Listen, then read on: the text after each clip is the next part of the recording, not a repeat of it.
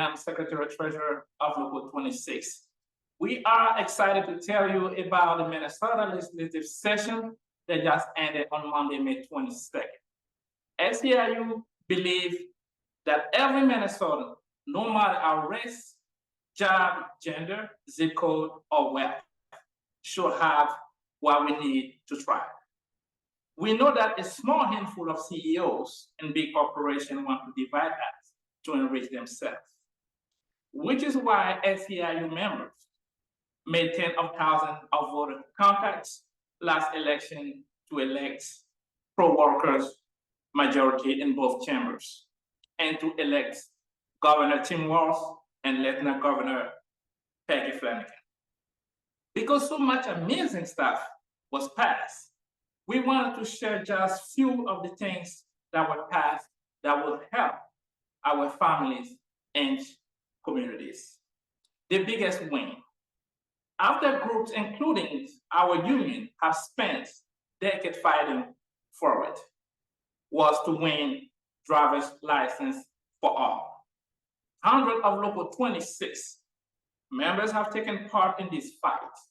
And now, when the law becomes official this fall, Minnesota without documentation will be able to access driver license. This is an amazing win. We also were part of the coalition that won paid time to care. Every Minnesota will have paid sick time starting this year. And in 2 years, all Minnesota will have access to paid family and medical leave for things like when you have a baby, when a family member is sick, and or for longer care.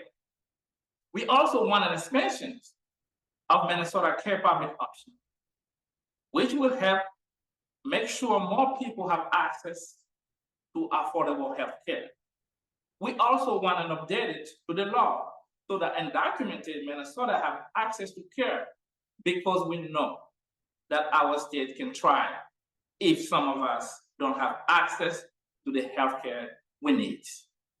We want funding for green training programs and initiating funding for a new building where our union and partners could be housed to help build power for working people. Our sister SEIU locals also want a youth game for school workers to make sure our students have the best staff, for healthcare workers so we can all get the care we need, and for workers and families across the state. It was a stunning amount of good things that were passed. But we know this isn't the end. This just shows that when we come together and elect good people and then hold them accountable, our government can be what we all want it to be. A tool to help our families and make sure each and every one of us can thrive. We will be in touch for next steps on how to keep building on this win.